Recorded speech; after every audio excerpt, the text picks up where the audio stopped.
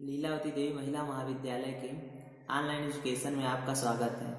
हम लोग पढ़ रहे हैं बीएड प्रथम वर्ष में बाल्यावस्था में उसका विकास, जिसमें हमारा टॉपिक है विशिष्ट बालक। विशिष्ट बालक के अंतर्गत हम लोग पढ़ रहे थे मंदबुद्धि बालक, जिसमें आज हमें पढ़ना है मंदबुद्धि बालक में मानसिक पिछड़ेपन के कारण। मंदबुद्धि बालक या जो मानसिक रूप से पिछड़े बालक होते हैं उनके क्या कारण होते हैं जिसकी वजह से वह मानसिक रूप से पिछड़ जाते हैं। तो पहला है वंशानुक्रम। प्रायः यह देखने को मिलता है कि वंशानुक्रम का मंदबुद्धि या मानसिक पिछड़ेपन पर काफी प्रभाव पड़ता है। वंशानुक्रम में से यह पता चलता है कि जिनके माता पिता पढ़े लिखे होते हैं, बुद्धिमान होते हैं, उनके बालक बुद्धिमान होते हैं, और जिनके माता पिता कम पढ़े लिखे या अनपढ़ होते हैं, जो कम बुद्धि के होते हैं, उनके बच्चे भी बुद्धि लब्धि में कम होते हैं और मानसिक रूप से पिछड़े हो जाते हैं। तो पहला तो कारण वंशानुक्रम है जिसकी वजह से बालक मंद बुद्धि होते हैं।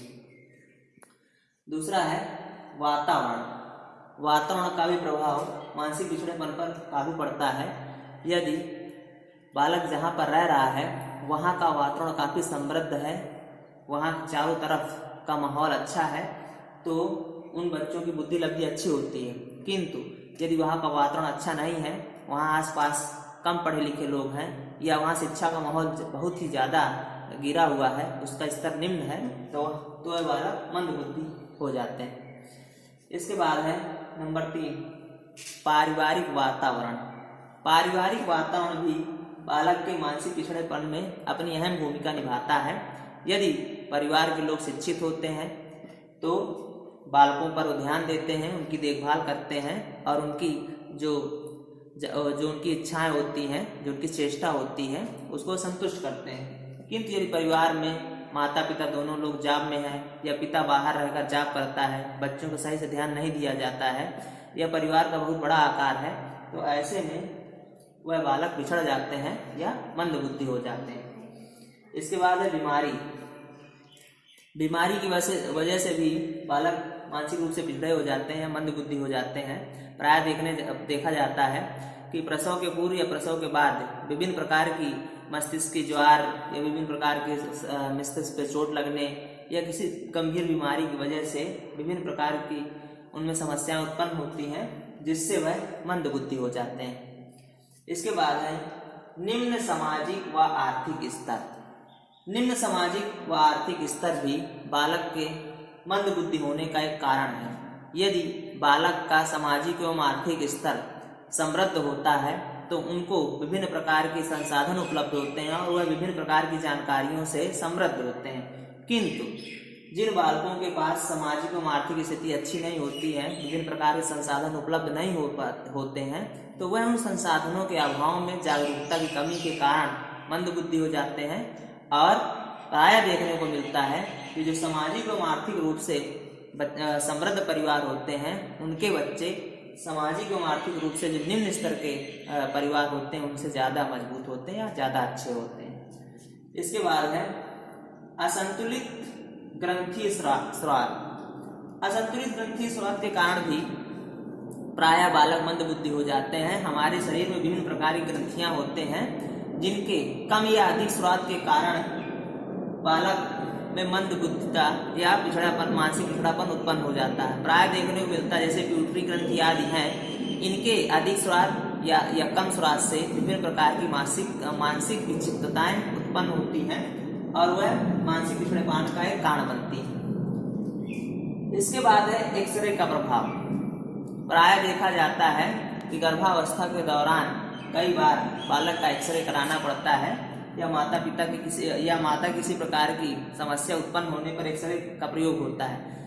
एक्सरे से जो निकलने वाली किरणें होती हैं वह बालक के मस्तिष्क को प्रभावित करती हैं, और इसके कारण से कई बार मानसिक पिछड़ेपन या बालक मंदबुद्धि हो जाता है। इसके बाद है प्रेरणा का अभाव। मानसिक रूप से पिछड़ेपन का कारण ये भी हो सकता है प्रेरणा का अभाव। जिन बालकों को सही से मोटिवेट नहीं किया जाता, सही से उनको जो है प्रेरित नहीं किया जाता है, उनके परिवार में, विद्यालय में विभिन्न प्रकार से उनको प्रेरित करने वालों की कमी होती है, तो वह बालक भी मंदबुद्धि हो जाते हैं, क्योंकि सही मोटिवेशन न मिलने के कारण वह अपने लक्ष्य को प्राप्त करने से पीछे रह जाते हैं। इसके बाद है सांस्कृतिक कारक। सांस्कृतिक कारक भी मानसिक पिछड़ेपन का एक कारण है।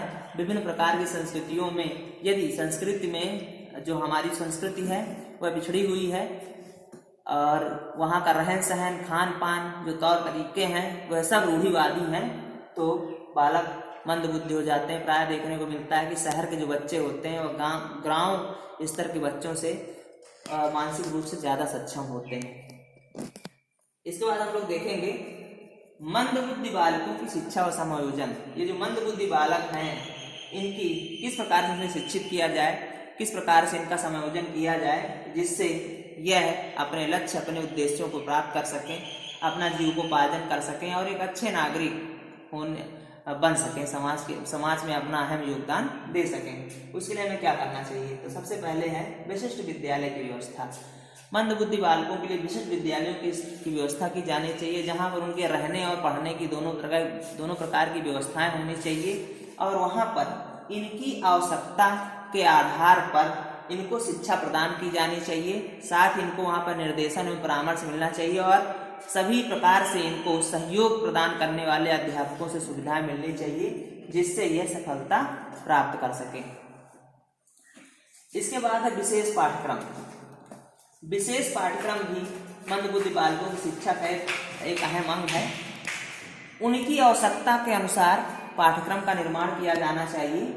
यदि उनकी आवश्यकता के अनुसार पाठ्यक्रम का निर्माण किया जाएगा तो वह पाठ्यक्रम उनको अवश्य ही लाभ पहुंचाएगा, जिससे वह अपने उद्देश्यों को प्राप्त करेंगे और अपने जीविकोपार्जन से संबंधित कार्यों को करने में सफल हो सकेंगे।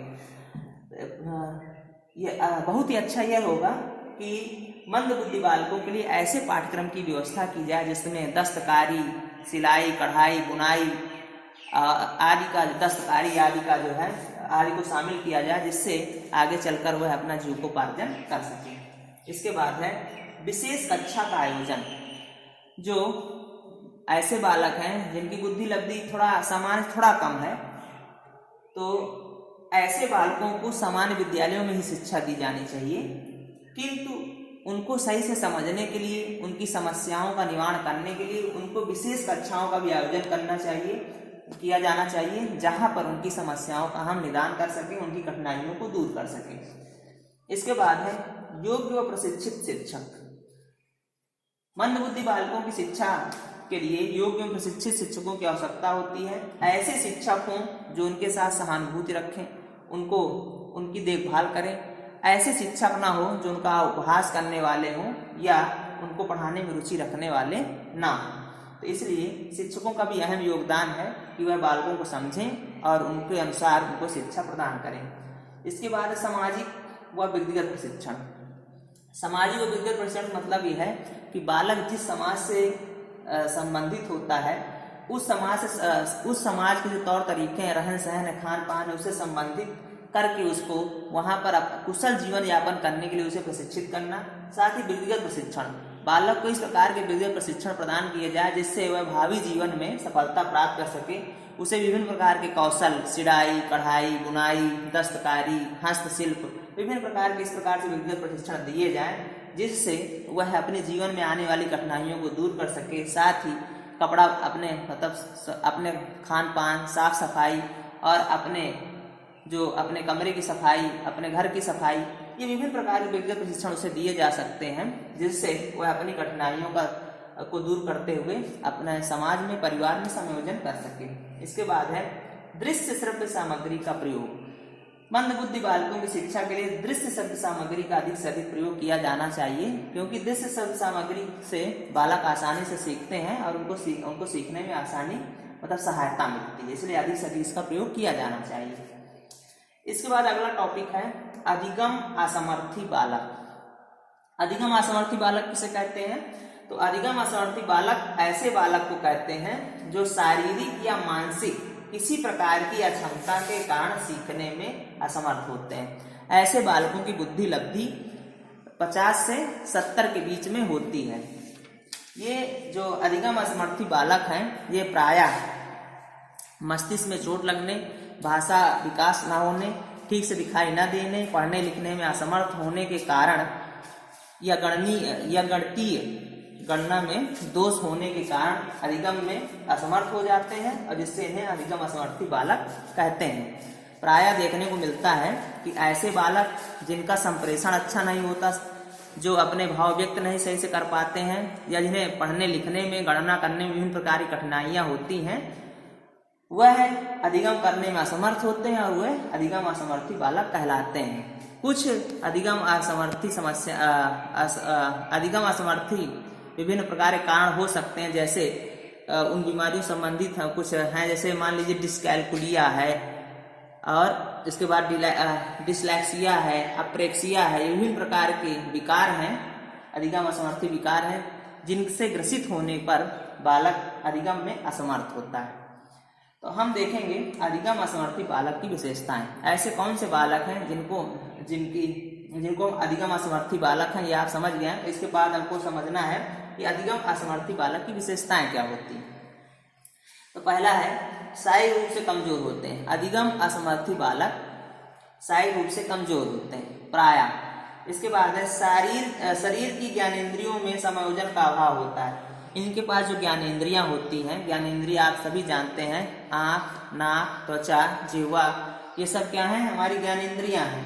और इन ज्ञानेंद्रियों में इनका सही से एडजस्टमेंट नहीं हो पाता, जिससे ये उनसे सूचनाएं नहीं प्राप्त कर पाते हैं। प्रायः देखने को मिलता है कि यह किसी न किसी शारीरिक या मानसिक विक्षिप्तता के कारण अधिगम में असमर्थ हो जाते हैं। इसके बाद है संवेगात्मक अस्थिरता। अधिगम असमर्थी बालक प्रायः संवेगात्मक अस्थिर होते हैं, इनका अपने संवेगों पर नियंत्रण नहीं होता। इसके बाद है स्मृति एवं चिंतन तथा मौलिकता का अभाव। इनमें स्मृति, चिंतन और मौलिकता का अभाव पाया जाता है। समायोजन में कठिनाई, प्रायः समायोजन में कठिनाई महसूस करते हैं। इसके बाद बुद्धि लब्धि कम होती है, इनकी बुद्धि लब्धि कम होती है। अधिगम में कठिनाई का अनुभव, ये अधिगम में कठिनाई का अनुभव करते हैं। अधिगम असमर्थता के कारण, अधिगम असमर्थता के कारण क्या है? अधिगम असमर्थता मतलब इनको सीखने में कठिनाई होती है। तो कौन से कारण है जो अधिगम असमर्थता के कारण है? तो पहला है प्रसव पूर्व कारण।